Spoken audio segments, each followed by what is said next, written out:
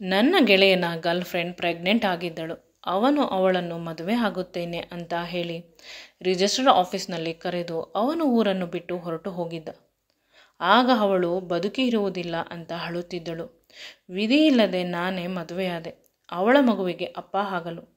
ಮೊದಲ ರಾತ್ರಿಯಲ್ಲಿ ಅವಳು ಹೇಳಿದ ವಿಷಯವನ್ನು ಕೇಳಿ ನಾನು ಬೆಚ್ಚಿಬಿದ್ದೆ.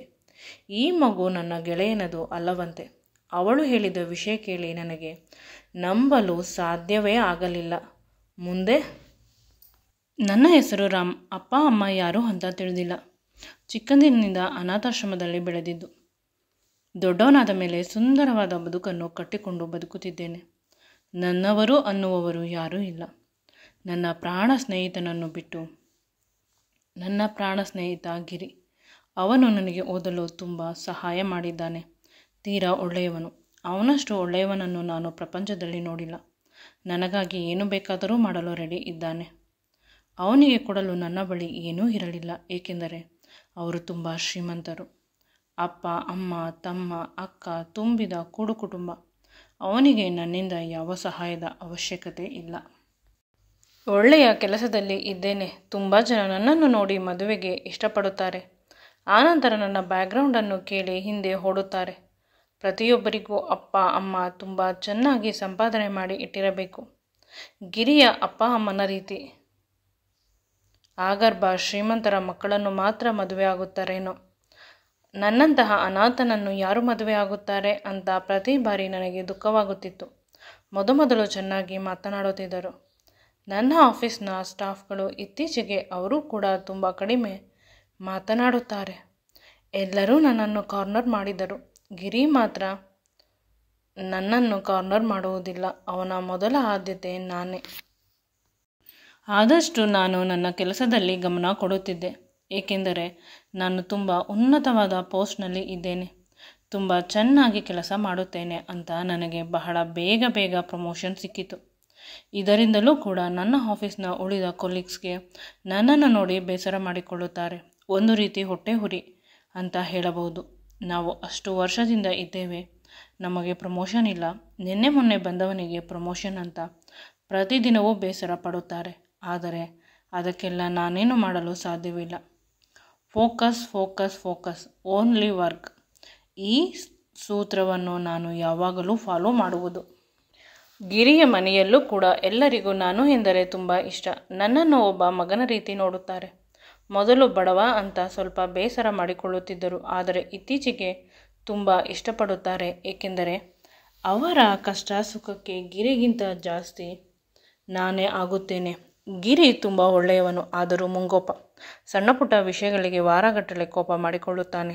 ಆದರೆ ನಾನು ತುಂಬ ಶಾಂತವಾಗಿ ಇರುವುದರಿಂದ ಅವರ ಮನೆಯಲ್ಲಿ ಬರುವ ಸಮಸ್ಯೆಗಳನ್ನು ಬಗೆಹರಿಸುತ್ತೇನೆ. ಅವರಿಗೆ ಯಾವುದೇ ಸಹಾಯ ಬೇಕಾದರೂ. ನನಗೆ ಅನ್ನ ಹಾಕಿದ ಮನೆ. ನನಗೆ ಸ್ಕೂಲ್ ಫೀಸ್ ಕಟ್ಟಬೇಕಾದರೂ ಕೂಡ ಸ್ವಲ್ಪ ಕಷ್ಟವಾದರೆ ಗಿರಿ ಅಪ್ಪ ಕೊಡುತ್ತಿದ್ದರು ದುಡ್ಡನ್ನು. ಆಶ್ರಮದಲ್ಲಿ ಸರಿಯಾಗಿ ಊಟ ಇರುವುದಿಲ್ಲ ಅಂತ ಗಿರಿಯ ಅಮ್ಮ ಪ್ರತಿದಿನ 2 ಬಾಕ್ಸ್ ಕಳಿಸುತ್ತಿದ್ದರು. ಒಂದು ಗಿರಿಗೆ, ಇನ್ನೊಂದು ನನಗೆ. ತಾಯಿಯ ಕೈ ರುಚಿ ಹೇಗಿರುತ್ತದೆ ಅಂತ ಅವರ ಅಮ್ಮ ಮಾಡಿ ಕಳಿಸುತ್ತಿದ್ದ ಊಟವನ್ನು ತಿಂದಾಗ ಮಾತ್ರ ನನಗೆ ಅರ್ಥವಾಗುತ್ತಿತ್ತು. ಒಂದು ಮಾತ್ರ ಸತ್ಯ, ದೇವರು ಒಂದು ಕಿತ್ತುಕೊಂಡರೂ ಇನ್ನೊಂದು ಕೊಟ್ಟೇ ಕೊಡುತ್ತಾನೆ. ನನಗೆ ಅನಾಥ ಅಂತ ಅಷ್ಟೊಂದು ದುಃಖವಿಲ್ಲ, ಏಕೆಂದರೆ ಆಶ್ರಮದಲ್ಲಿ ಕೂಡ ಒಳ್ಳೆಯ ಅಮ್ಮಂದಿರು ಇದ್ದರು.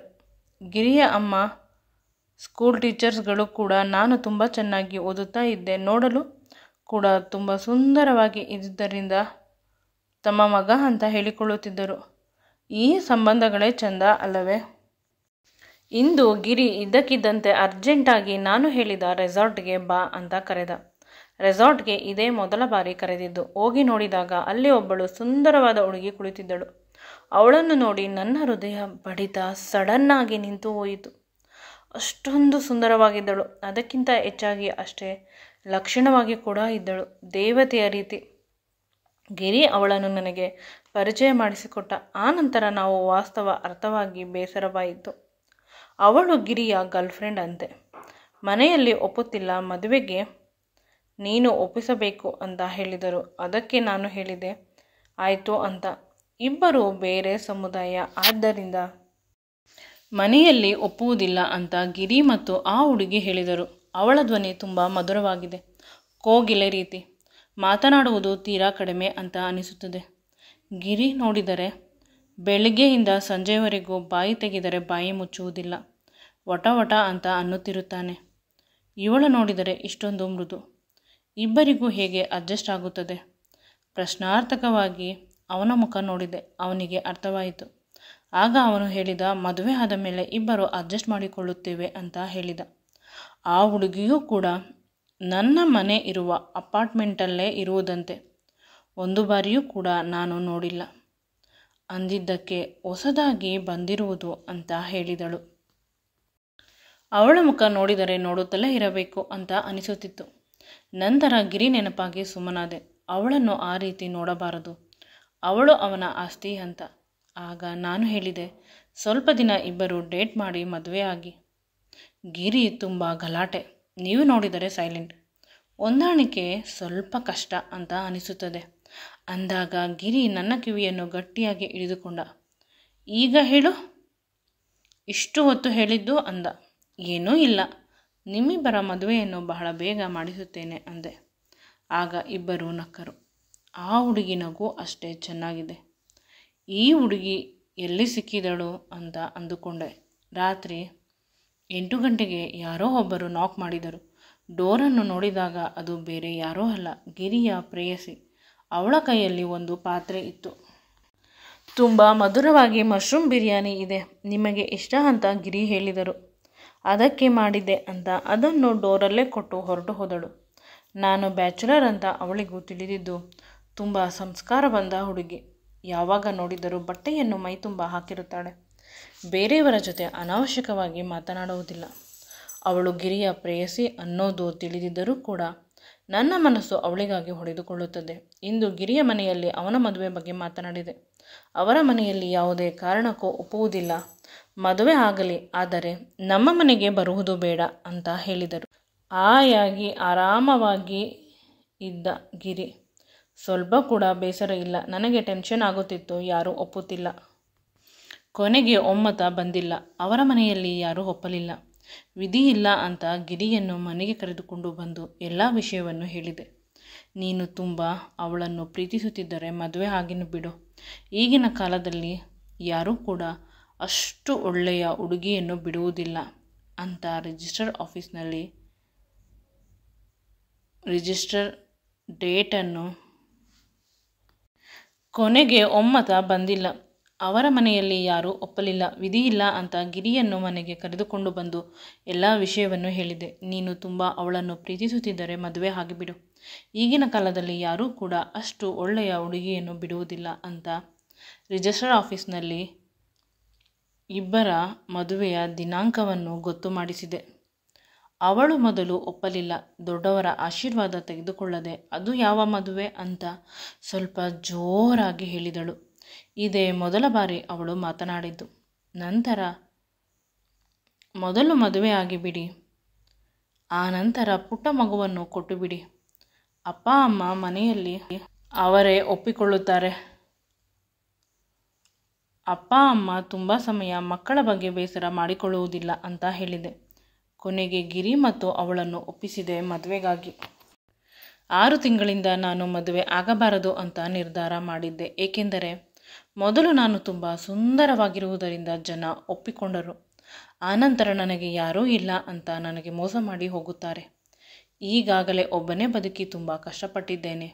ಪುನಃ ಇನ್ನೊಬ್ಬರನ್ನು ಮದುವೆಯಾಗಿ ಅವಳು ನನ್ನನ್ನು ಬಿಟ್ಟು ಹೋದರೆ ಅನ್ನುವ ಭಯ ಸದಾ ಕಾಡುತ್ತಿತ್ತು. ಆದ್ದರಿಂದ ಗಿರಿ ಯಾವ ಹುಡುಗಿಯನ್ನು ತೋರಿಸಿದರೂ ನಾನು ಒಪ್ಪುತ್ತಿರಲಿಲ್ಲ. ನನಗೆ ಮದುವೆ ಬೇಡ ಅಂತ ಹೇಳುತ್ತಿದ್ದೆ. ಕೊನೆ ಪಕ್ಷ ಅವನಾದರೂ ಮದುವೆ ಆಗಲಿ. ಅವನಿಗೆ ಮಕ್ಕಳಾದರೆ ನಾನೇ ಸಾಕುತ್ತೇನೆ. ಅವರು ನನ್ನ ಮಕ್ಕಳಲ್ಲವೇ? ಆದರೆ ಆ ಹುಡುಗಿಯ ಬಗ್ಗೆ ಯೋಚಿಸಿದಾಗ ಮನಸ್ಸು ದುಃಖದಿಂದ ನೋಯುತ್ತಿತ್ತು. ಇದೆಲ್ಲ ಸಹಜ ಅಂತ ಆ ನೋವನ್ನು ತಿರಸ್ಕಾರ ಮಾಡುತ್ತಿದ್ದೆ. ಮದುವೆಯ ತಯಾರಿಗಳು ತುಂಬ ಚೆನ್ನಾಗಿ ನಡೆಯಿತು. ಅವರ ಮನೆಯವರಿಗೆ ತಿಳಿಯದ ಹಾಗೆ. ಅವರ ಅಪ್ಪ ಅಮ್ಮನಿಗೆ ಇತ್ತೀಚೆಗೆ ನಾನು ಫೋನ್ ಮಾಡಿದರೆ ಫೋನ್ ತೆಗೆಯುತ್ತಿಲ್ಲ. ಗಿರಿ ಇವನಿಂದ ಹಾಳಾಗಿರುವುದು ಅಂತ ಅವರಿಗೆ ಕೋಪ. ಆದರೆ ನಾನು ಯಾರು ಕೋಪ ಮಾಡಿಕೊಳ್ಳಲು? ಅವರು ನನ್ನ ಮೇಲೆ ಕೋಪ ಮಾಡಿಕೊಂಡರೂ ನನಗೆ ಬೇಸರವಿಲ್ಲ. ಅವರು ಹೇಳಿದ್ದು ನಿಜ ಏನೋ ಅಂತ ನನ್ನನ್ನು ನಾನೇ ಬ್ಲೇಮ್ ಮಾಡಿಕೊಂಡೆ.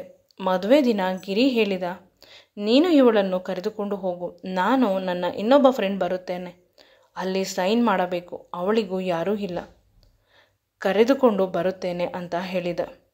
ನಾನು ಬೇಡ, ನಾನು ಕರೆದುಕೊಂಡು ಬರುತ್ತೇನೆ, ನೀನು ಹೋಗು ಅಂತ ಎಷ್ಟು ಹೇಳಿದರೂ ನನ್ನನ್ನು ಮತ್ತು ಆ ಹುಡುಗಿಯನ್ನು ರಿಜಿಸ್ಟರ್ ಆಫೀಸ್ಗೆ ಕಳಿಸಿದ ಬಲವಂತದಿಂದ. ತುಂಬ ಹೊತ್ತು ಕಾದೆನು. ಗಿರಿಯ ಮನೆಯವರೆಲ್ಲ ಬಂದರು. ಇನ್ನೊಂದು ಅರ್ಧ ಗಂಟೆ ಇದೆ ಸಮಯ.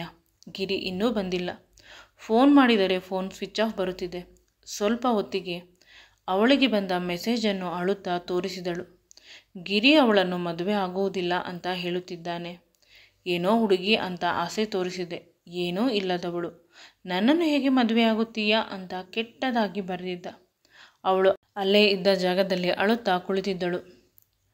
ಅವನನ್ನು ಸಮಾಧಾನ ಮಾಡಿ ಕರೆದುಕೊಂಡು ಬರುತ್ತೇನೆ ಅಂತ ಹೇಳಿದರೆ ಅವಳು ಹೇಳಿದಳು, ರಾತ್ರಿಯಿಂದ ಅದೇ ರೀತಿ ಆಡುತ್ತಿದ್ದಾನೆ, ಮದುವೆ ಆದ ಮೇಲೆ ಬಿಟ್ಟು ಬಿಟ್ಟರೆ ಇನ್ನೂ ಕಷ್ಟವಲ್ಲವೇ, ನನ್ನನ್ನು ಇಷ್ಟಪಡುವವರನ್ನು ಮದುವೆ ಆಗುತ್ತೇನೆ ಅಂದಳು. ಸರಿ, ಈಗ ಮನೆಗೆ ಕರೆದುಕೊಂಡು ಹೋಗಲ್ಲ ಅಂತ ಕೇಳಿದೆ. ಮದುವೆ ಆಗಿ ಹೋಗಿದೆ, ಊರಿನಲ್ಲಿ ನನ್ನ ಸೋದರತೆಯ ಮಗಳ ಜೊತೆ ಅಂತ ಹೇಳಿದಾಗ ಆ ಹುಡುಗಿ ಇನ್ನೂ ಅಳುತ್ತಿದ್ದಳು. ಗಿರಿ ನನಗೆ ಮೋಸ ಮಾಡಿದ, ನಾನು ಅವನ ಮಗುವಿಗೆ ಪ್ರೆಗ್ನೆಂಟ್ ಆಗಿದ್ದೇನೆ ಅಂತ. ಆಗ ನನಗೆ ಏನೂ ತಿಳಿಯದೆ ನಾವಿಬ್ಬರು ಮದುವೆ ಆಗೋಣ ಅಂತ ಅವಳ ಕೈಯನ್ನು ಗಟ್ಟಿಯಾಗಿ ಹಿಡಿದುಕೊಂಡು ರಿಜಿಸ್ಟರ್ ಆಫೀಸ್ಗೆ ಹೋಗಿ ಇಬ್ಬರು ಮದುವೆ ಆದೆವು. ಸ್ವಲ್ಪ ಹೊತ್ತಿಗೆ ನಾವಿಬ್ಬರು ಗಂಡ ಹೆಂಡತಿ ಆದೆವು. ಇದೆಲ್ಲ ಕನಸು ಅಂತ ಅನಿಸುತ್ತಿದೆ. ಗಿರಿಯ ಮನೆಯವರಿಗೆ ಖುಷಿಯಾಯಿತು. ನನ್ನ ಮಗನ ತಲೆಯ ಮೇಲಿದ್ದ ಹುಡುಗಿ ಇವನನ್ನು ಮದುವೆ ಆದಳು ಅಂತೇನೋ ಗೊತ್ತಿಲ್ಲ. ಅವರ ಕಾಲಿಗೆ ಬಿದ್ದು ಆಶೀರ್ವಾದ ತೆಗೆದುಕೊಂಡವು. ನನಗಂತೂ ತುಂಬ ಡಿಸ್ಕಂಫರ್ಟ್ ಆಗುತ್ತಿತ್ತು. ನನ್ನ ಗೆಳೆಯನ ಪ್ರೇಯಸಿಯನ್ನು ನಾನು ಮದುವೆ ಆಗಿದ್ದೇನೆ ಅಂತ. ಆದರೆ ಅವನ ಮಗು, ಅಯ್ಯೋ. ಗಿರಿ ಮನೆಯವರು ಒಪ್ಪಿಕೊಂಡರು ಅವನ ಮದುವೆ ಆದ ವಿಷಯವನ್ನು. ಆದರೆ ಎಲ್ಲದಕ್ಕೂ ನಾನು ರೆಡಿಯಾಗಿದ್ದೆ. ಗಿರಿಯ ಮಗುವನ್ನು ಕಾಪಾಡಬೇಕು, ಅದು ನನ್ನ ಮಗುವೆ ಅಂತ. ನನ್ನ ಅಪಾರ್ಟ್ಮೆಂಟ್ಗೆ ಅವಳನ್ನು ಕರೆದುಕೊಂಡು ಬಂದೆ. ಗಿರಿಯ ಅಪ್ಪ, ಅಮ್ಮ, ತಂಗಿ, ಅಕ್ಕ ಎಲ್ಲರೂ ಬಂದು ಗೃಹ ಪ್ರವೇಶವನ್ನು ಬಹಳ ಅಚ್ಚುಕಟ್ಟಾಗಿ ಮಾಡಿಸಿದರು. ಆ ಹುಡುಗಿಗೆ ದೇವರ ಮನೆಯಲ್ಲಿ ದೀಪ ಹಚ್ಚಲು ಎಲ್ಲ ಸಹಾಯ ಮಾಡಿದರು. ಮೊದಲ ರಾತ್ರಿಗೂ ಕೂಡ ಅವರೇ ಅಚ್ಚುಕಟ್ಟಾಗಿ ರೂಮನ್ನು ರೆಡಿ ಮಾಡಿ ಹೋದರು. ಯಾವ ಯಾವ ಶಾಸ್ತ್ರ ಸಂಪ್ರದಾಯ ಮಾಡಬೇಕು ಎಲ್ಲವನ್ನು ಅವರ ಕೈಲಾದಷ್ಟು ಮಾಡಿ, ನೀವಿಬ್ಬರು ರೆಸ್ಟ್ ಮಾಡಿ, ನಾವು ಹೋಗುತ್ತೇವೆ ಅಂತ ಅವರ ಮನೆಗೆ ಹೋದರು. ಅವರು ಹೋದ ಸ್ವಲ್ಪ ಸಮಯಕ್ಕೆ ನನಗೆ ಅವಳ ಮುಖವನ್ನು ನೋಡಲು ಇನ್ನೂ ಭಯವಾಯಿತು. ಮೊದಲ ರಾತ್ರಿ ಹಾಲನ್ನು ತೆಗೆದುಕೊಂಡು ಬಂದಳು. ತುಂಬ ಸುಂದರವಾಗಿ ರೆಡಿಯಾಗಿದ್ದಳು. ಸ್ವಲ್ಪ ಹೊತ್ತು ನಾನು ಕಳೆದು ಹೋದೆ. ಅವಳು ಬಂದಿದ್ದು ನನಗೆ ಅನಿರೀಕ್ಷಿತ. ಪಕ್ಕದ ರೂಮಿನಲ್ಲಿ ಮಲಗುತ್ತಾಳೇನೋ ಅಂತ ಅಂದುಕೊಂಡಿದ್ದೆ. ಅವಳು ಬಂದು ನನ್ನ ಪಕ್ಕ ಕುಳಿತುಕೊಂಡು ನನ್ನ ಕೈಯನ್ನು ಗಟ್ಟಿಯಾಗಿ ಹಿಡಿದುಕೊಂಡು ಅವಳ ತಲೆಯನ್ನು ನನ್ನ ಭುಜದ ಮೇಲೆ ಇಟ್ಟು, ಥ್ಯಾಂಕ್ಸ್ ನನ್ನನ್ನು ಮದುವೆ ಆಗಿದ್ದಕ್ಕೆ ಅಂತ ಹೇಳಿದಳು. ನಾನು ಏನೂ ಮಾತನಾಡದೆ, ನೀನು ಆರಾಮವಾಗಿ ಮಲಗು, ನಿನ್ನ ಮಗು ನನ್ನ ಮಗು, ಚೆನ್ನಾಗಿ ನೋಡಿಕೊಳ್ಳುತ್ತೇನೆ ಅಂದಿದ್ದಕ್ಕೆ ಅವಳು ನನ್ನ ಬಾಯಿ ಮೇಲೆ ಅವಳ ಮೃದುವಾದ ಕೈಯನ್ನು ಇಟ್ಟಳು. ನನಗೆ ತಿಳಿಯದ ಹಾಗೆ ನನ್ನ ತುಟಿಗೆ ಮುತ್ತು ಕೊಟ್ಟಳು. ಕ್ಷಣ ಮಾತ್ರದಲ್ಲಿ ಆಗ ಅವಳು ಹೇಳಿದ ಮಾತನ್ನು ಕೇಳಿ ನಾನು ಬೆಚ್ಚಿಬಿದ್ದೆ. ನನಗೆ ತಿಳಿಯದ ಹಾಗೆ ನನ್ನ ಬೆನ್ನ ಹಿಂದೆ ಎಷ್ಟೊಂದು ವಿಷಯ ನಡೆದಿದೆ. ಸಡನ್ನಾಗಿ ಅವಳು ಗಿರಿಗೆ ಫೋನ್ ಮಾಡಿಕೊಟ್ಟಳು. ಗಿರಿ ಜೋರಾಗಿ ನಗುತ್ತಿದ್ದ. ಅವಳು ನಿನ್ನ ಹೆಂಡತಿ, ಅವಳ ಜೊತೆ ಫಸ್ಟ್ ನೈಟ್ ಮಾಡಿಕೊ. ನಾನು ಅವಳನ್ನು ಪ್ರೀತಿಸಿಲ್ಲ. ನೀನು ಯಾವ ಹುಡುಗಿಯನ್ನು ತೋರಿಸಿದರೂ ಮದುವೆ ಆಗುವುದಿಲ್ಲ ಅಂತ ಸನ್ಯಾಸಿ ರೀತಿ ಆಡುತ್ತಿದ್ದೆ. ಅದಕ್ಕೆ ಈ ರೀತಿ ನಾಟಕ ಮಾಡಿದ್ದು. ಅವಳು ನಿನಗಾಗಿ ಅಪ್ಪ ಅಮ್ಮ ನೋಡಿದ ಹುಡುಗಿ. ಲೌಡ್ ಸ್ಪೀಕರ್ ಅಲ್ಲಿ ಅವರ ಅಪ್ಪ ಅಮ್ಮ ಕೂಡ ಮಾತನಾಡಿದರು. ಮಗು, ಆ ಹುಡುಗಿ ತುಂಬ ಒಳ್ಳೆಯವಳು, ನಮ್ಮ ದೂರದ ಸಂಬಂಧಿಗಳು. ಅವಳಿಗೆ ಯಾರೂ ಇಲ್ಲ. ಚಿಕ್ಕಂದಿನಲ್ಲೇ ಅಪ್ಪ ಅಮ್ಮನನ್ನು ಕಳೆದುಕೊಂಡು ನಂತರ ಮನೆಯಲ್ಲಿ ಬೆಳೆದು ತುಂಬ ಕಷ್ಟಪಟ್ಟಿದ್ದಾಳೆ. ನಿನ್ನನ್ನು ಮದುವೆ ಆದರೆ ನೀನು ಚೆನ್ನಾಗಿ ನೋಡಿಕೊಳ್ಳುತ್ತೀಯಾ, ಇಬ್ಬರಿಗೂ ಸರಿ ಹೋಗುತ್ತದೆ. ನಾನೇ ಮದುವೆ ಮಾಡಿಸಿದ್ದು ಅಂತ ಅವರ ಅಪ್ಪ ಅಮ್ಮ ಹೇಳಿದರು. ಅವಳು ಪ್ರೆಗ್ನೆಂಟ್ ಅಲ್ಲ, ನೀನು ಮದುವೆ ಆಗಲಿ. ನನಗೆ ಏನೋ ಸಡನ್ನಾಗಿ ಅರ್ಥವಾಗುತ್ತಿಲ್ಲ. ನಿಧಾನವಾಗಿ ತಿಳಿಯಿತು, ಇವರೆಲ್ಲ ನನ್ನ ಮದುವೆಗಾಗಿ ಈ ರೀತಿ ನಾಟಕ ಮಾಡಿದ್ದಾರೆ ಅಷ್ಟೇ. ಇತ್ತೀಚೆಗೆ ನನಗೆ ಎದೆ ನೋವು. ನಾನು ತುಂಬ ದಿನ ಇರುವುದಿಲ್ಲ. ಜೊತೆಗೆ ನಾನು ಅನಾಥ. ನನ್ನನ್ನು ಯಾರೂ ಇಷ್ಟಪಡುವುದಿಲ್ಲ ಅನ್ನುವ ಡಿಪ್ರೆಷನ್ಗೆ ಹೋಗಿದ್ದೆ. ಮದುವೆಯ ಬಗ್ಗೆ ಪ್ರಪೋಸಲ್ ಬಂದಾಗ ತಿರಸ್ಕಾರ ಮಾಡುತ್ತಿದ್ದೆ. ಅದಕ್ಕೆ ಇರಬಹುದು ಅಂತ ಅವಳ ಕಡೆ ನೋಡಿದಾಗ ಅವಳು ನಗುತ್ತಿದ್ದಳು. ಅಷ್ಟೇ ಅಲ್ಲದೆ ಅವಳ ತಲೆಗೆ ಹಾಕಿದ್ದ ಹೂವನ್ನು ತೆಗೆಯುತ್ತಿದ್ದಳು. ನಾನು ಅವಳ ಹತ್ತಿರ ಹೋಗಿ ಅವಳ ಹೂವನ್ನು ತೆಗೆಯಲು ಸಹಾಯ ಮಾಡಿದೆ. ಕೊನೆಗೆ ಅವಳ ಸೆರಗಿಗೆ ಹಾಕಿದ್ದ ಪಿನ್ನನ್ನು ಕೂಡ ತೆಗೆದೆ. ಅದನ್ನು ನೋಡಿ ಅವಳು ನಾಚಿದಳು. ಇಬ್ಬರ ತುಟಿಗಳು, ದೇಹಗಳು, ಮನಸ್ಸುಗಳು ರಾತ್ರಿ ಒಂದಾದವು. ಎಷ್ಟು ಸುಂದರವಾದ ಒಳ್ಳೆಯ ಹೆಂಡತಿ ನನಗೆ ಸಿಕ್ಕಿದ್ದಾಳೆ. ನಾನೇ ಅದೃಷ್ಟವಂತ ಅಂತ ಅಂದುಕೊಂಡೆ. ಮುಂದೆ ನಮ್ಮಿಬ್ಬರ ಬದುಕು ಸುಂದರವಾದ ಪಯಣದಂತೆ ಸಾಗುತ್ತಿತ್ತು. ಈ ವಿಡಿಯೋ ನಿಮಗೆ ಇಷ್ಟವಾಗಿದ್ದಲ್ಲಿ ನನ್ನ ಚಾನಲನ್ನು ಲೈಕ್ ಮಾಡಿ, ಶೇರ್ ಮಾಡಿ ಮತ್ತು ಸಬ್ಸ್ಕ್ರೈಬ್ ಮಾಡಿ. Thank you.